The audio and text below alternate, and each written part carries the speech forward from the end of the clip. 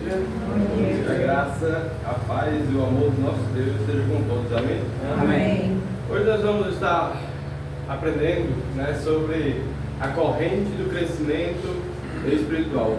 Nós vamos nos basear em 2 Pedro, capítulo 1. 2 Pedro, capítulo 1.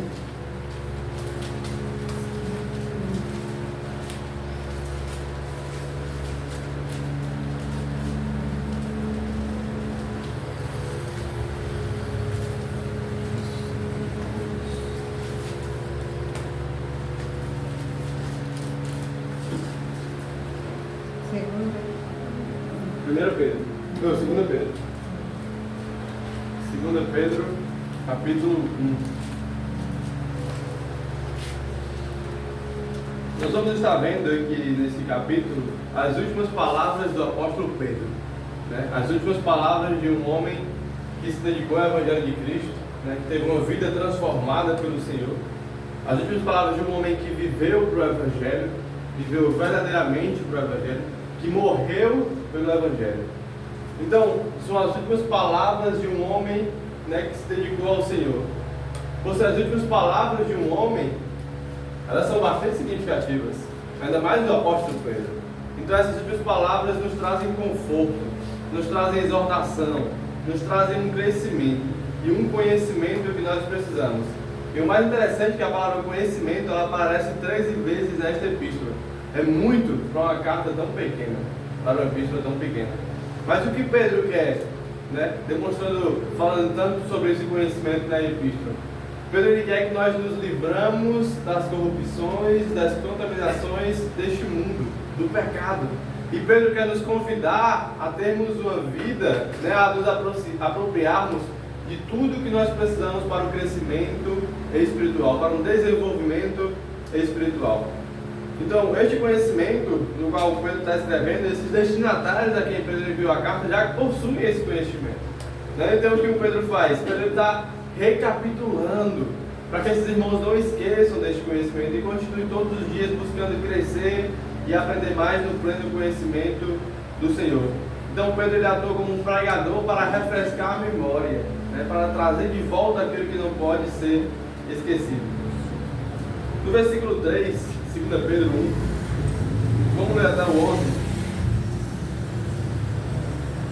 Versículo 3, 2 Pedro 1, 3.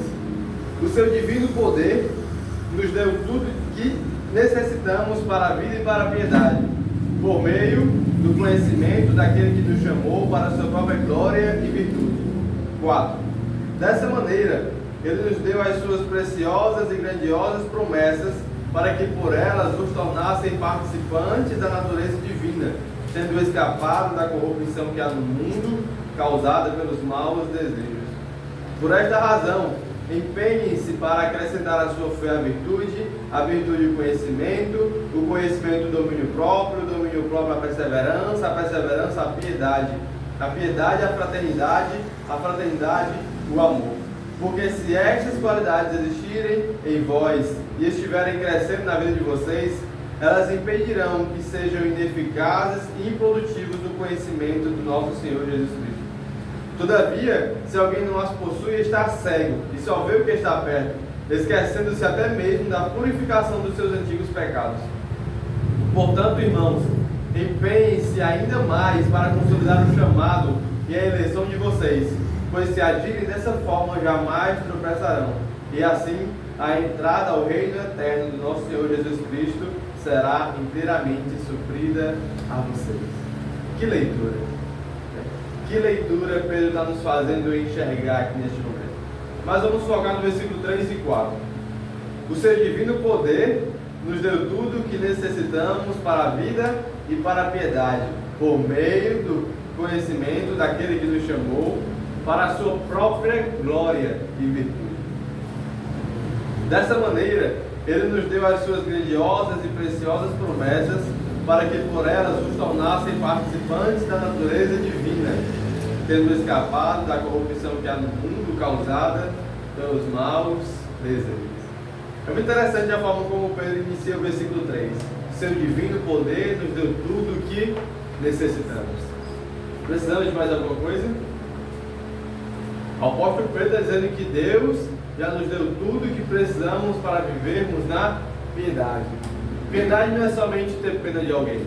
Piedade não é somente ter remorso de alguém. Piedade não é ver alguém sofrendo na rua e dar de comida. Sim, é piedade, mas aqui nesse contexto não é só isso. Piedade, aqui nesse contexto de 2 Pedro, ela tem uma vida de uma completa devoção a Deus, de serviço ao Senhor, de amor ao Senhor. Tem uma vida santificada, tem uma vida justificada.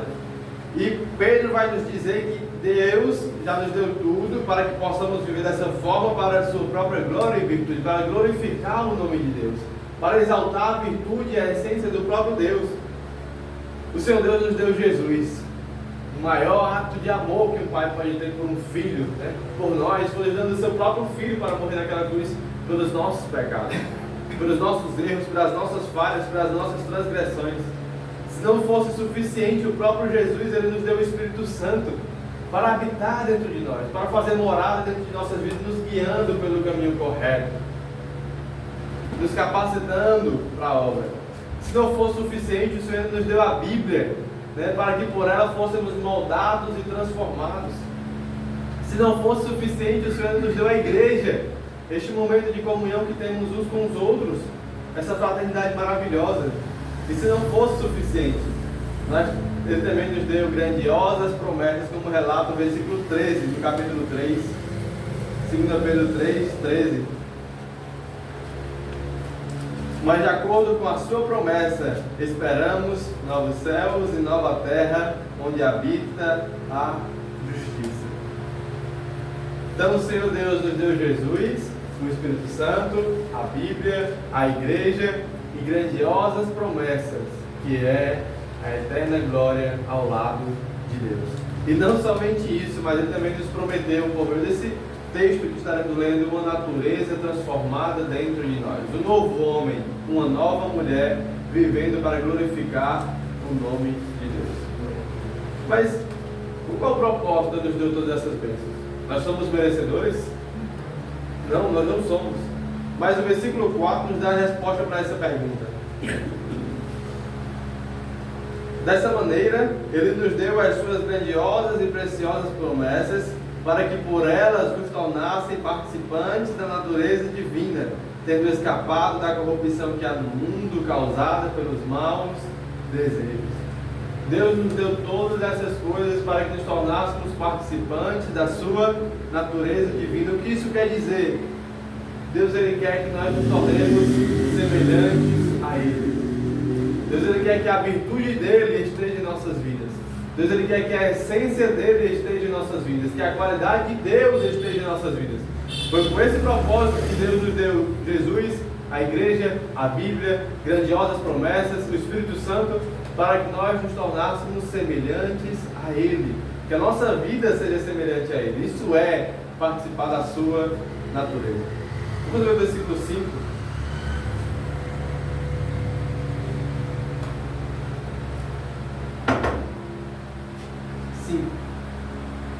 Ao 7. Só o 5 por enquanto. Por essa razão, empenhe-se para acrescentar à sua fé a virtude e o conhecimento. Por essa razão, empenhe-se, esforcem-se. O que precisamos fazer para adquirir as qualidades do próprio Deus? Ele nos deu tudo o que precisamos para adquirir essas qualidades. Mas agora o que nós precisamos fazer? Nos empenhar, nos esforçar, nos dedicar. Deus já está nos dando tudo e nós continuamos a mesma vida. Por quê? Tem uma ilustração que eu gosto muito. Quem aqui tem um amigo muito próximo? Pode ser sua esposa, pode ser seu marido. E essa pessoa gosta muito de você. Ela quer muito o seu bem.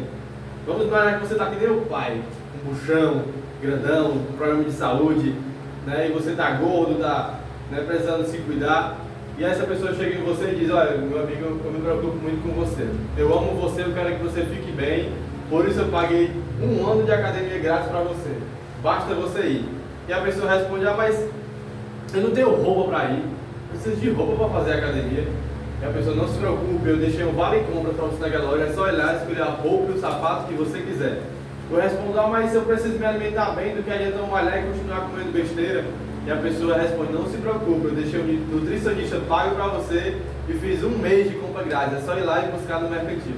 Eu respondo, mas eu não sei fazer exercício, do que adianta eu ir para a academia e não saber levantar um peso e acabar machucando? E a pessoa responde, não se preocupe, eu paguei um personal trainer para você. Então, eu vejo essa forma que o Senhor faz em nossas vidas. Deus está nos dando tudo o que nós fazemos, colocamos desculpa. Colocamos empecilhos para não nos tornarmos parecidos com Ele. Colocamos desculpa para não adquirirmos em nós as qualidades dele. Então, o primeiro passo para conquistarmos os alvos que vão ser estabelecidos pelo apóstolo Pedro, a partir do versículo 5, é nos empenhar, nos esforçar. Agora é a nossa parte, né? É caminharmos essa corrida e sermos o vencedor para garantirmos a herança que nos está proposta. É um crescimento diligente rumo à eternidade. O apóstolo Pedro começa falando sobre a fé. Por esta razão, empenhem-se para acrescentar a sua fé. Eu ouvi uma maravilhosa definição sobre fé que me marcou muito e me marca todos os dias. Fé não é você olhar para como as coisas são no momento. Fé é você olhar para como as coisas serão na percepção e do poder de Deus. Porque se olharmos para o presente, vamos nos desesperar. Se olharmos para as preocupações da vida, para as dificuldades da vida, nós vamos enlouquecer. Então fé não é olharmos para como as coisas são. Fé é olhar para como elas serão na percepção de Deus. A fé nos deu acesso ao que é invisível. Hebreus capítulo 11, versículo 1, se quiserem abrir. Hebreus 11, 1. Nos define a fé de forma magnífica.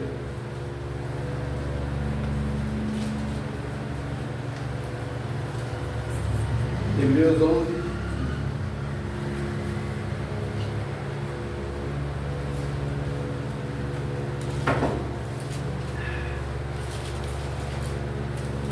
Hebreus 11. Diz assim: ora, a fé é a certeza de coisas que se esperam e a prova de fatos que não se veem. A fé nos mostra o que os outros não podem ver. Nós que estamos em Cristo Jesus, participamos dessa graça maravilhosa, nós podemos ver o que um pagão não pode ver. Nós podemos crer naquilo que um pagão não pode crer, porque nós temos Deus. Nós temos fé em um Deus que é todo poderoso e que nos dá grandiosas promessas. Então fé é olharmos para como as coisas serão, confiando em Deus verdadeiramente. E essa é a pergunta que eu faço essa manhã: como anda a sua fé? Você tem confiado verdadeiramente no Senhor, ou você tem se preocupado demais, está em medo demais da sua vida no presente momento? Segundo passo, segundo elo que o apóstolo Pedro dá aqui, acrescentar à fé a virtude. Essa palavra virtude ela aparece apenas 4 vezes no Novo Testamento. Virtude. Então fica um pouco difícil definir, né, o seu significado, né, dentro do seu contexto. Mas se nós analisarmos bem, todas as vezes que essa palavra aparece no Novo Testamento, ela tem um significado, ela tem um propósito. É termos um caminho de bons pensamentos. É termos um caminho de boas ações. É termos um caminho de bons sentimentos.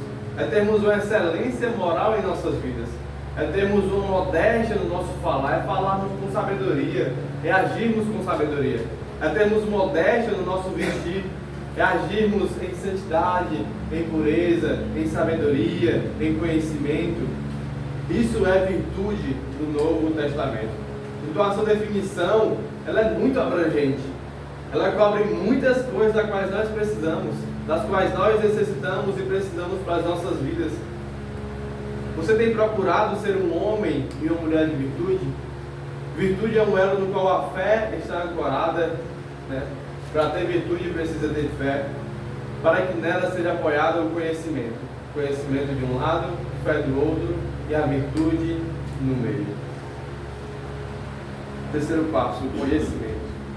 Acrescentar a fé à virtude, o conhecimento. Colossenses capítulo 2, versículo 2 e 3.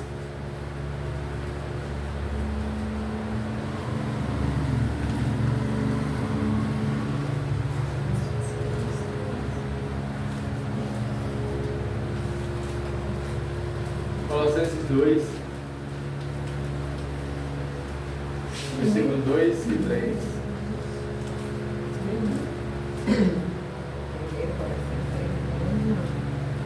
É o conhecimento que faz reconhecermos a glória de Deus na pessoa de Jesus.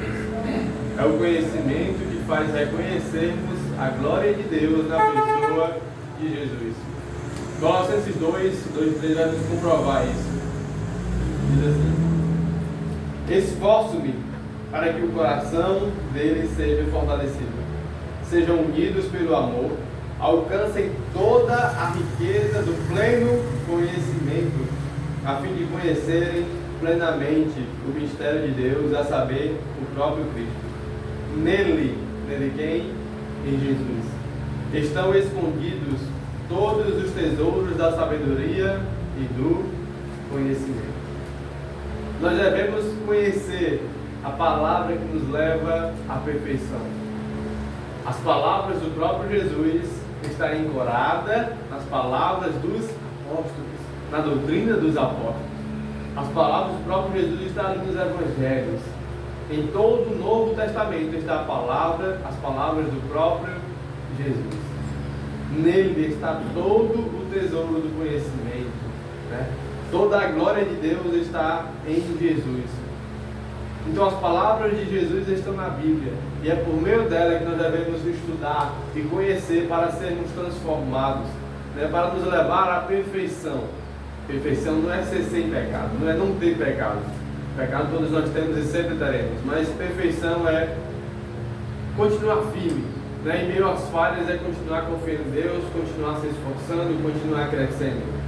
Porque a palavra de Deus ela nos instrui, ela nos corrige e ela nos educa, além de salvar a nossa alma. Então Deus ele fala conosco através da Bíblia, e Deus ele nos deu a capacidade de entender.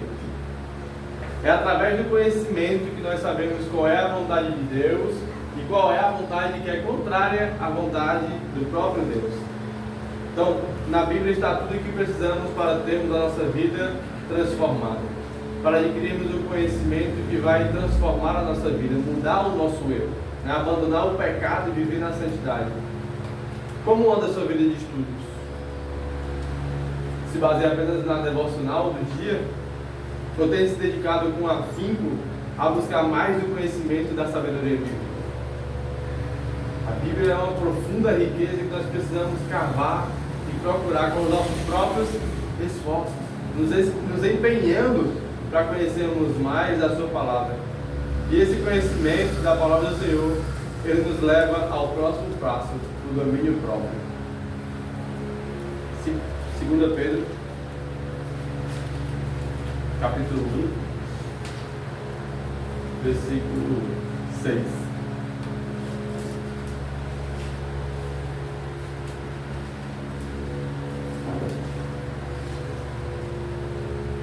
Ao conhecimento, o domínio próprio.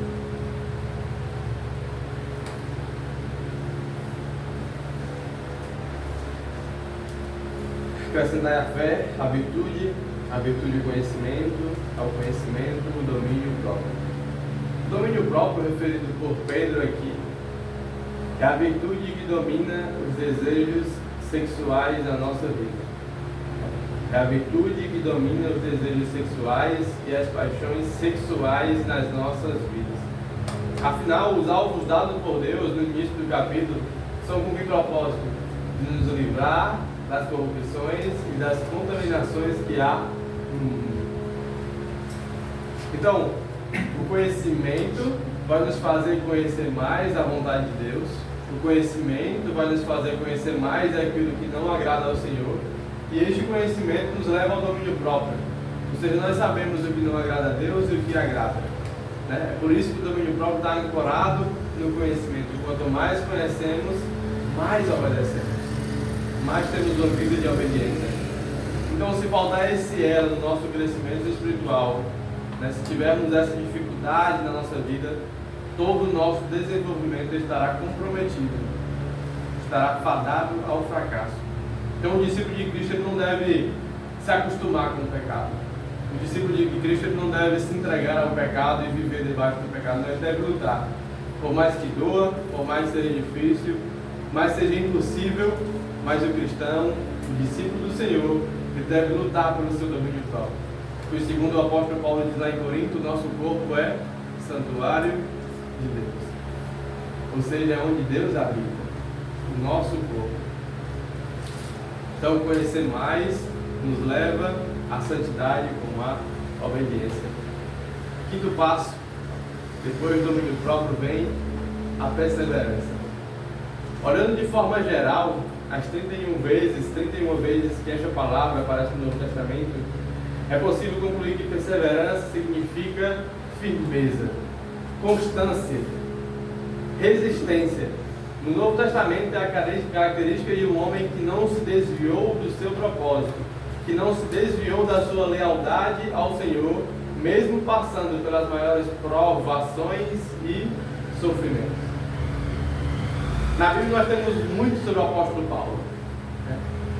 O maior apóstolo, né? Que mais trabalhou para Cristo.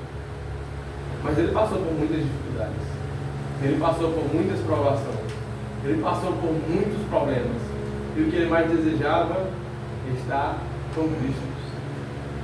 Ele perseverou, ele combateu o bom combate, ele terminou a corrida. Nós literalmente estamos numa corrida, todos nós juntos, contra este mundo, né? Mas o vencedor é que vai herdar a vida eterna.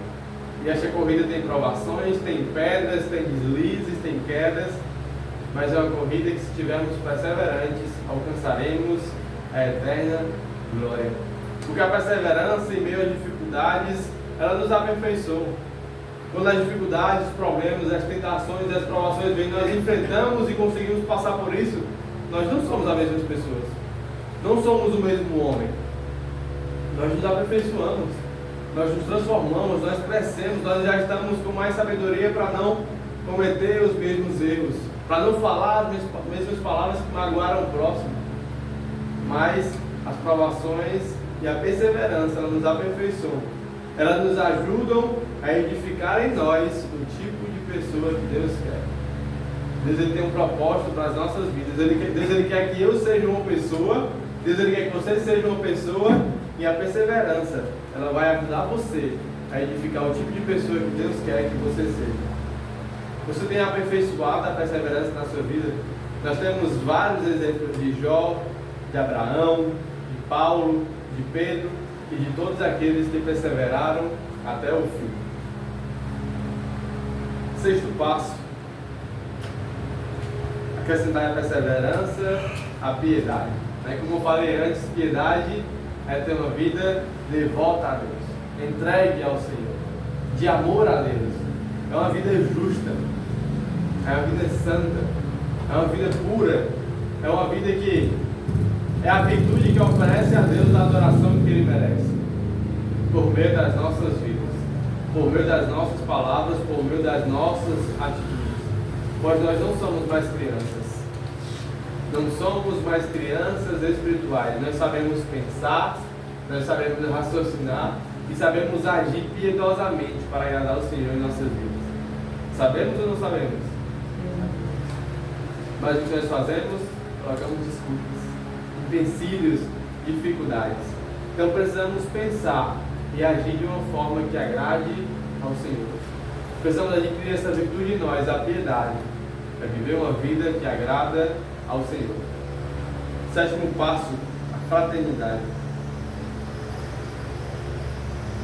Precisai a virtude, a piedade e a fraternidade. Não sei se você já ouviu essa palavra antes, você já se interessou em saber melhor o que ela significa, mas é bom saber, né, para poder viver, colocar em prática. Na Bíblia, fraternidade é o amor sincero, é o amor verdadeiro, é o amor sacrificial de uns com os outros em Cristo. Cristo nos deixou o exemplo desse amor, né? Cristo nos deu o exemplo de alguém que se entregou pela igreja, que amou a igreja, que viveu verdadeiramente este amor. Então, fraternidade é ter aquela comunhão com a igreja, é ter aquela fraternidade, é ter aquele amor com os irmãos, aqueles momentos de comunhão. Este momento é um momento de fraternidade. Esse momento que antecedeu o culto também é um ótimo momento de fraternidade. Foi isso que Cristo nos deixou. Este momento para aprimorarmos o nosso amor uns com os outros e experimentarmos um pouquinho de como vai ser na eterna glória. Como anda a sua comunhão com a igreja? Tem participado dos cultos e reuniões? Sem fraternidade não podemos crescer espiritualmente, pois a fraternidade está ligada de um lado à devoção a Deus, uma vida entregue ao Senhor. Ter uma vida entregue a Deus é participar dessa fraternidade com a igreja, e do outro lado está ancorado o próximo e o maior passo de todos, o amor. Versículo 8, versículo 7. Acrescentai a piedade, a fraternidade, o amor. 1 Coríntios 13, 2 nos traz a definição perfeita sobre a importância do amor.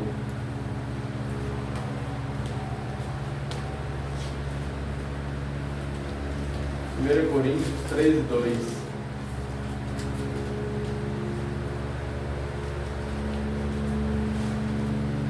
Coríntios 13, 2. 13.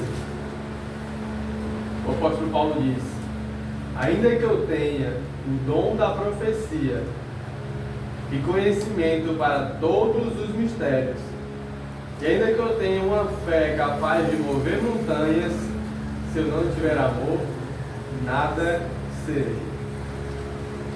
Se a gente analisar tudo que o apóstolo Paulo está falando aqui, a gente vai conseguir compreender o que é esse amor. Vamos ler com calma. Ainda que eu tenha o dom da profecia, ainda que eu tenha o conhecimento para todos os mistérios dessa vida, ainda que eu tenha uma fé de dizer montanha se mova daqui, ela se mova, se eu não tiver amor, nada serei. Amar envolve o coração, amar envolve a alma, amar envolve o corpo, amar envolve o entendimento, a mente, e está automaticamente ligado e expandido a amar ao próximo. Amar é difícil, é o maior exercício de quem decide amar, por quê? Porque envolve todo o ser. Não envolve só o coração. Amar envolve a mente, envolve o corpo, envolve os sentimentos, amar envolve tudo, por isso que é tão difícil. Por isso que é tão difícil. Mas amar profundamente, sinceramente, ardentemente e verdadeiramente dá trabalho. Amar é sacrifício. Mas eu faço uma pergunta esta manhã, eu gostaria que todos respondessem. Você quer crescer espiritualmente? Você precisa do amor. Você precisa do amor em sua vida, pois sem o amor não tem como crescer. O amor está em último passo dessa corrente do crescimento espiritual, porque é o passo mais importante. Versículo 8. Já estamos quase finalizando. Versículo 8. Nós vamos ver agora implicações práticas para o nosso crescimento espiritual. O apóstolo Pedro começou falando que Deus nos deu tudo o que precisamos para adquirir as qualidades de Deus em nossas vidas. O apóstolo Pedro nos deu as qualidades de Deus, esses elos que nós precisamos adquirir em nossas vidas. E agora Pedro vai nos colocar em prática, vai nos desafiar. Versículo 8 ao 11. Porque se estas qualidades existirem e estiverem crescendo na vida de vocês, elas impedirão que sejam ineficazes e improdutivas no conhecimento do nosso Senhor Jesus Cristo. Todavia, se alguém não as possui, está cego, só vê o que está perto, esquecendo-se da purificação dos seus antigos pecados. Portanto, irmãos, empenhem-se ainda mais para consolidar o chamado e a eleição de vocês, pois se agirem dessa forma, jamais tropeçarão. E assim, a entrada ao reino eterno do nosso Senhor e Salvador Jesus Cristo será inteiramente suprida a vocês. Pedro agora nos implica, nos coloca, contra a parede para colocarmos em prática todos esses elos. Para adquirirmos em nós a fé, o conhecimento, o domínio próprio, a fraternidade, a piedade, o amor. evitando que sejamos ociosos e improdutivos, ou seja, não pensarmos que não temos trabalho, ou ocupações, ou funções no pleno conhecimento do Senhor. Que possamos ter 4 alvos memorizados em mente: ser como Deus, adquirir a essência do Senhor em nossas vidas, fugir da corrupção e das paixões que há no mundo, ser ativo no reino do Senhor, da igreja, e ser frutífero, levar estes elos para a vida de outras pessoas. Que possamos, portanto, de acordo com o versículo 10, nos empenhar e desejar os céus, para que possamos receber a herança que nos está garantida no versículo 11, que é a eterna glória ao lado do Pai. Então, para concluir, irmãos, Deus ele quer que você se pareça com Ele, como o filho se parece com o Pai. Deus ele quer que nós possamos fugir e escapar das contaminações, das paixões que há neste mundo, que nos levam ao pecado, que nos levam a manchar o nome de Deus, a entristecer o próprio Deus. Deus ele quer que sejamos ativos e frutíferos. Por quê? Porque Ele já nos deu todos os recursos que precisamos para termos esta vida que agrada e que glorifica o Seu nome. Se elas faltarem em nós, estaremos cegos, ou seja, vamos esquecer até que os nossos pecados foram perdoados e vamos voltar a este mundo de pecado. O futuro já está projetado, Deus já projetou tudo em nossas vidas. Cabe a nós nos esforçar, nos empenhar e segui-lo com perseverança, para que possamos ter como resultado a salvação das nossas almas. Deus nos abençoe. Vamos ficar de pé. Vamos orar.